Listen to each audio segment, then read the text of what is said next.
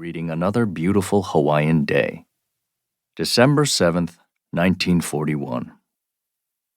At first, they looked like swarms of insects drifting across the pale early morning sky. Then they looped around the mountains and spiraled down in groups of 5 or 6. U.S. Navy and Army personnel and civilians alike stopped what they were doing and peered at the sky, all wondering the same thing. What on earth was this? The gray steel and roaring engines of the Japanese warplanes drew nearer. At 7:48 a.m., they struck Kaneeho Bay Naval Air Station, raking the parked aircraft with machine gun fire, setting them ablaze. Then they circled back through billowing clouds of black smoke, strafing anything in their path. Cars racing toward the scene, men scrambling to find cover, even private homes. About 7 minutes later, planes struck other airfields on Oahu. Within minutes, the United States' capability to mount an air defense vanished in a maelstrom of flames, shattered glass, and twisted metal.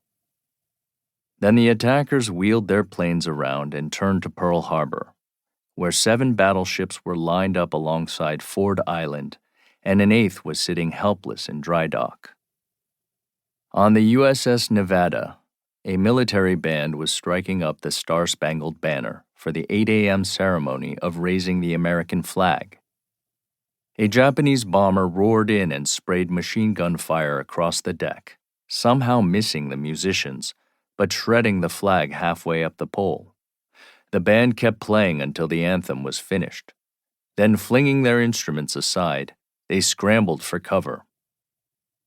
On the USS Oklahoma, a sailor roared, "Man your battle stations!"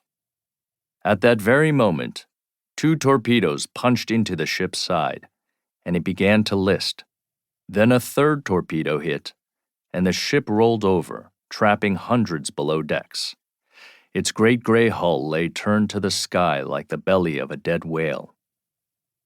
At about the same time, 7 torpedoes and 2 aerial bombs hit the USS West Virginia, trapping another 66 men below decks. Within minutes, all 8 battleships and a number of other ships had been hit. Then the worst of it. An armor-piercing bomb penetrated the foredeck of the USS Arizona and detonated perhaps 1 million pounds of explosives stored in its forward hold. A fireball engulfed the ship, and a shock wave pulsed out across Pearl Harbor. Within moments, 1,177 of its crew were dead, nearly half the total death toll for the day.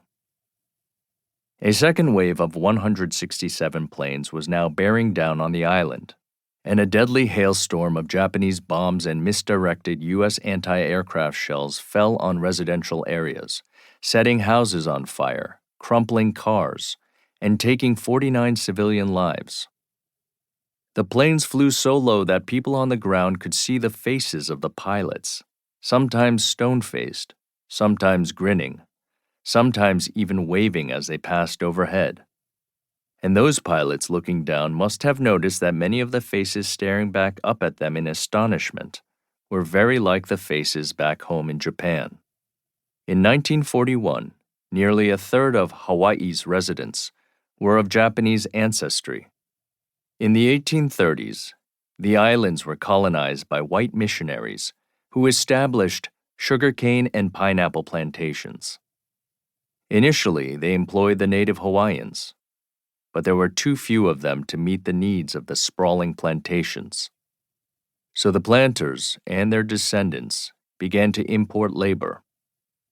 The workers were mostly from East Asia, China, the Philippines, Korea, and Japan.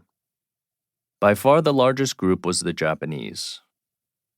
As the horrors of that December day unfolded, these Japanese residents and their American children reacted with the same stunned fury and outrage as other Americans. 17-year-old Daniel Inoue was getting dressed, listening idly to Hawaiian music on the radio, when the announcer, Webley Edwards, broke in with a bulletin, screaming into the mic,